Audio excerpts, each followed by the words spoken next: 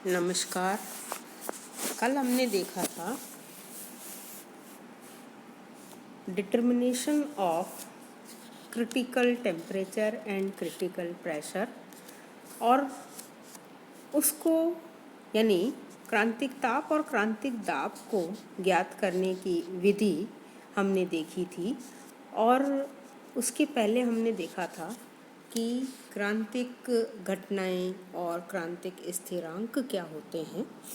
आज हम देखेंगे कि डिटर्मिनेशन ऑफ क्रिटिकल वॉल्यूम यानी क्रांतिक दाब को ज्ञात करना।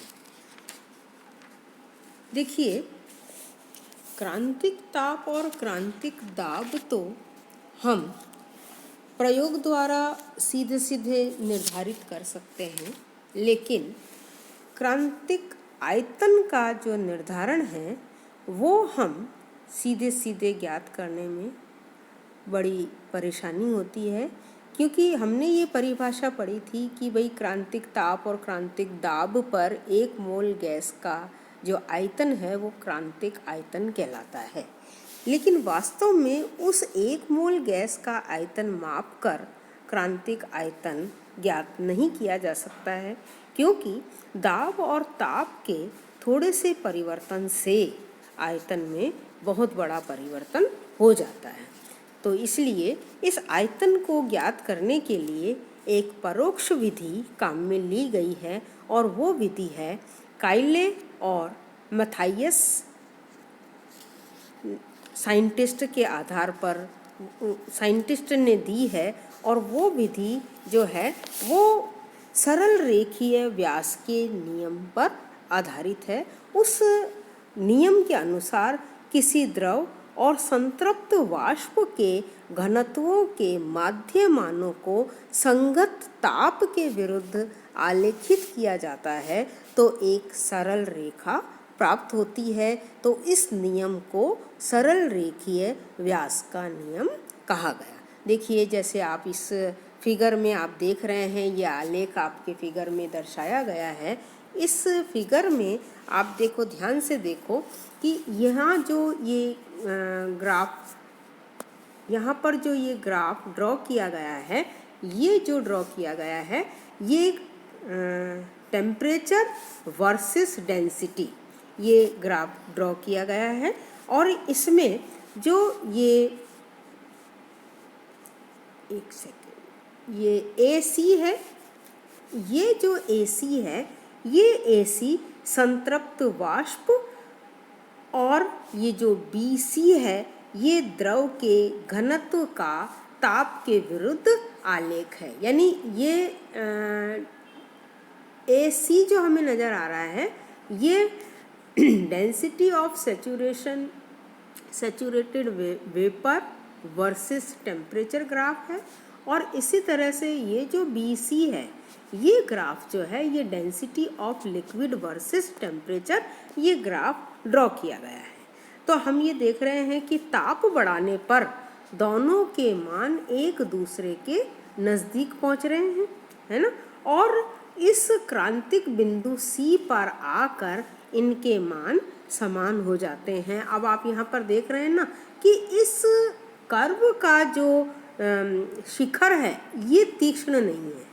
इस शिखर के तीक्ष्ण ना होने के कारण हम इस बिंदु C को ठीक से निर्धारित नहीं कर सकते हैं, और इसलिए हमें इसका सही निर्धारण करने के लिए हम विभिन्न तापों पर वाष्प और द्रव के घनत्व का मध्यमान ज्ञात करके उन्हें हम ताप के विरुद्ध आलेखित करते हैं। जैसे आप यहाँ देख रहे हैं ना कि इस पर्टिकुलर ताप पर जैसे हमने इसका घनत्व लिया ये हुआ, और इस पर्टिकुलर यानी सैचुरेटेड वेपर का घनत्व ये हुआ, और लिक्विड की डेंसिटी का घनत्व ये हुआ।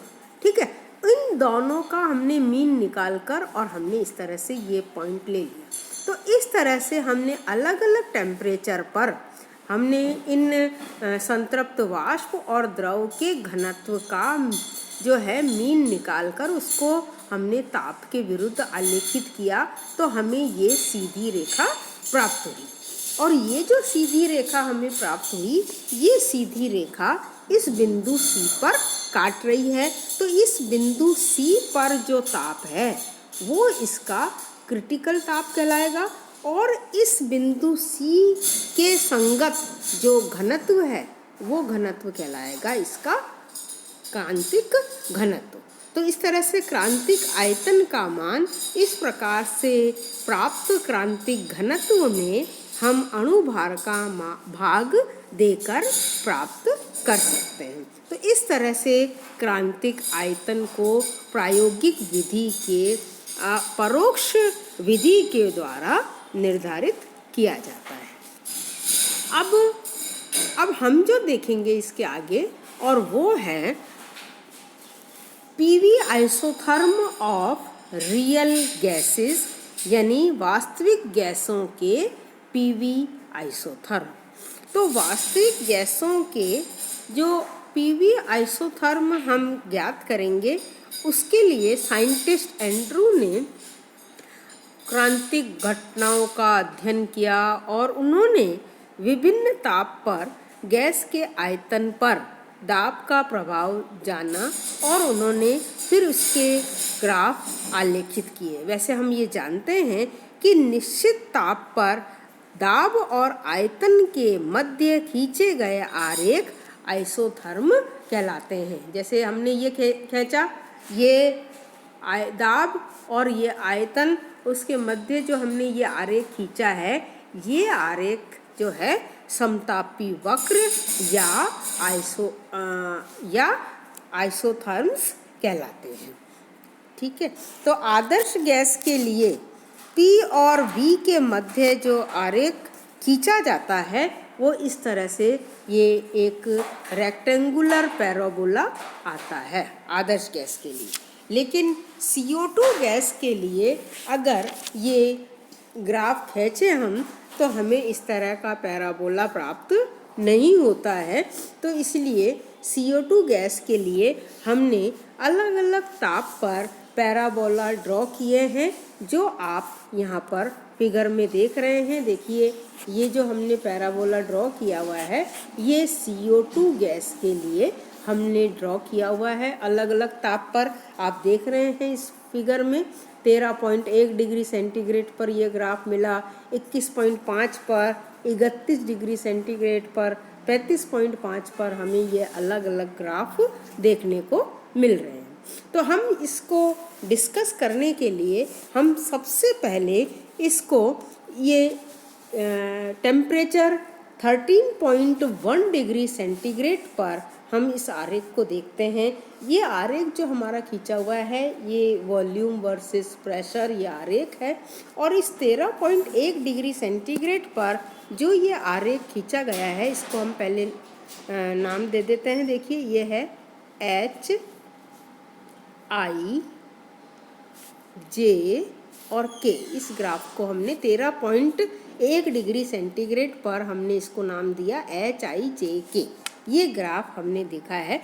अब यहाँ पर पॉइंट H पर देखिए आप ध्यान से, यहाँ पर CO2 गैस जो है, CO2 जो है वो गैसीय अवस्था में है, और जैसे जैसे हम दाब बढ़ाते हैं हम देख रहे हैं आयतन कम हो रहा है, और इस बिंदु I तक पहुँचने पर ये गैस I तक ये गैस बॉयल नियम का पालन कर रही है, क्योंकि हम ये देख रहे हैं जैसे जैसे हम दाब बढ़ा रहे हैं आयतन कम हो रहा है, यानी P is inversely proportional to V, ये इसको फॉलो कर रहा है। ठीक है, और जैसे ही ये बिंदु I पर हम पहुंचते हैं, इस बिंदु I पर इस गैस का संघनन प्रारंभ हो जाता है, यानी इस बिंदु I पर दो प्रावस्थाएं उपस्थित होती हैं, एक गैस और दूसरी द्रव। और जैसे जैसे हम इसका हम देख रहे हैं कि इस बिंदु I पर इसका संघनन प्रारंभ हो गया, और ये जो संघनन है इस बिंदु I से J तक इसका लगातार संघनन होता है, यानी I से J तक हमें एक क्षैतिज रेखा प्राप्त होती है। तो इस तरह के संघनन में हमने क्या नोट किया कि इसका दाब स्थिर रहता है, और बिंदु G पर ये गैस पूर्ण रूप से द्रवित हो जाती है। इसके बाद जब हम और दाब बढ़ाते हैं तो ये जो वक्र है ये जे से के की ओर जाता है और इस जे से के की ओर ये लगातार देख रहे हैं, ये ऊर्ध्वाधर हमें ये वक्र प्राप्त हो रहा है, वर्टिकल प्राप्त होता है। और यहाँ पर हम ये देख रहे हैं कि इस दाब का आयतन पर प्रभाव बहुत कम दर्शा रहा है, यानी जैसे जैसे हम दाब बढ़ा रहे हैं आयतन में जो कमी है वो बहुत कम हो रही है। और इसलिए ये जो हम जानते हैं कि द्रव अवस्था में दाब बढ़ाने पर उसके आयतन में परिवर्तन नहीं के बराबर होता है। तो द्रव के लिए ये ठीक भी है क्योंकि द्रव लगभग असंपीड्य होता है, इनकम्प्रेसिबल होता है। ताप बढ़ाने पर, अब आप ये देख रहे हैं, इस वाले ग्राफ को हमने ध्यान से देखा, अब आप देखिए ताप 21.5 डिग्री सेंटीग्रेड। तो उस पर हम क्या देख रहे हैं कि ये जो क्षैतिज रेखा है, ये क्षैतिज रेखा जो है वो कम होती जाती है और इसके बाद इस 31 डिग्री सेंटीग्रेड पर हम यहाँ पर देख रहे हैं कि ये जो क्षैतिज रेखा नहीं के बराबर रह जाती है और ये लगभग जो है बिंदु बी जो है, इसको हम जो हमने डॉट किया हुआ है इसको हम बी दे दें, यानी इस वक्र को हम ए बी सी नाम दे दें। तो इस बिंदु बी पर टेम्परेचर यानी बिंदु बी जो है ये समतापी वक्र पर स्थित है और इससे अधिक अगर हम 31 से अधिक अगर हम ताप बढ़ाते हैं तो दाब बढ़ाने से आयतन घटता है परंतु उसका द्रवण नहीं होगा। तो यानी 31 डिग्री सेंटीग्रेड से अधिक ताप पर हम CO2 को द्रवित नहीं कर सकते हैं, चाहे कितना भी अधिक दाब लगा दे। ये जो ताप है CO2 का क्रांतिक ताप कहलाता है, यानी 31 डिग्री सेंटीग्रेड जो ताप है वो इसका क्रांतिक ताप है और बिंदु बी का संगत दाब जो है वो क्रांतिक दाब कहलाएगा जो कि 73 एटमॉस्फेयर है।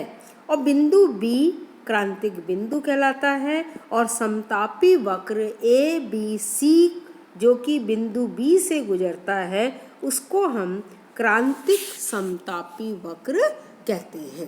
तो अब अगर हम इन क्षैतिज रेखाओं को मिलाएं तो हमें ये एक पैराबोला मिलता है और इस पैराबोला को अगर हम ध्यान से देखें तो इस पैराबोला के अंदर हमें दो प्रावस्थाएं मिलेंगी, द्रव CO2 और गैस CO2 जो कि साम्य अवस्था में होती है। और इस पैराबोला के बाईं ओर यानी इस वाले हिस्से में हमें CO2 द्रव के रूप में मिलेगा और इसके दाहिनी ओर हमें CO2 गैसीय अवस्था में देखने को मिलती है। Thank you.